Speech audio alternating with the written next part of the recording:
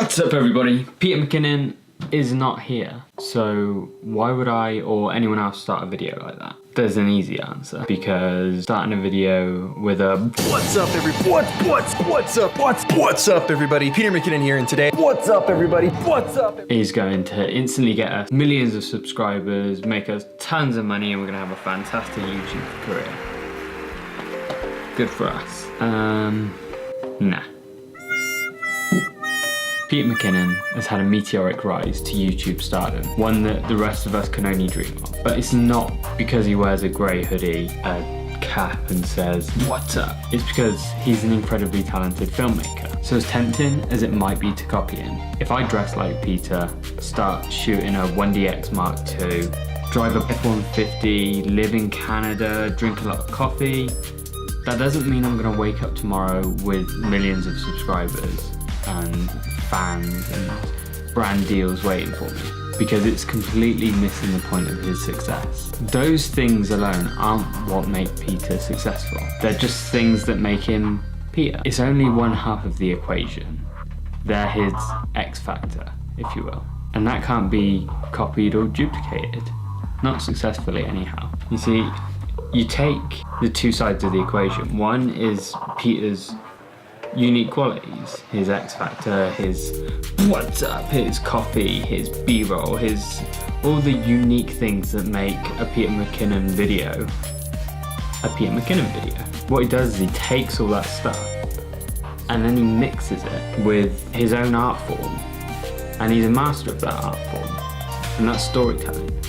So you take these unique qualities, you add them to his storytelling, and that's what gives you success. So the problem is, if you try and copy the things that make him unique, all you're going to be adding to that is the things that make you unique, which just becomes a mishmash of nothing, because you'll cancel each other out. What you need to do is you need to swap out what makes Peter unique with what makes you unique, and then add that to mastery of your art form, your storytelling. That's how you get your own success. All that said, it doesn't mean you can't copy anything from Peter. You just need to look a little deeper. To break it down, you need to think like a writer. One of my favorite writers, Aaron Sorkin, said this: write in your own voice. And when I say write in your own voice, I don't mean literally write the way you talk.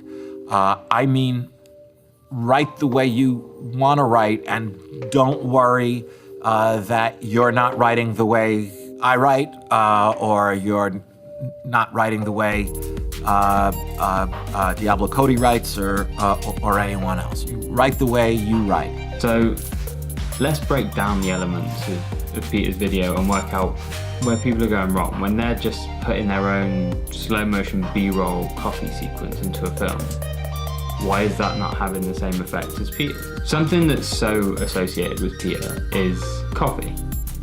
It's become an integral part of his vlogs. You could almost say it's iconic at this point. When you mention Peter and coffee in the same sentence, straight away you think buttery smooth, stylish B-roll, 120 frames per second, slow motion, seamless transitions, and chilled, uplifting backing track. It's cool and it looks epic, but that's not enough to make it compelling. So what else is going on? Often Peter will use a coffee sequence at the end of part of his story. For example, Peter could be at his desk setting up what he plans to do with the day. He'll tell us he needs to go out and get something, or he's going out shooting with someone or at a specific location. And then at the end of that segment, he'll say something along the lines of, "But first, coffee." And at that point, we're conditioned to know exactly what's coming. We transition into this B-roll sequence of coffee. So if we were to treat this like a traditional story, the setup would be Act 1, and the activity he talked about would be Act 2. The coffee sequence would be the intermission. Gives the first act a little bit of room to breathe while transitioning the audience into the second act. And at the same time, it showcases some of Peter's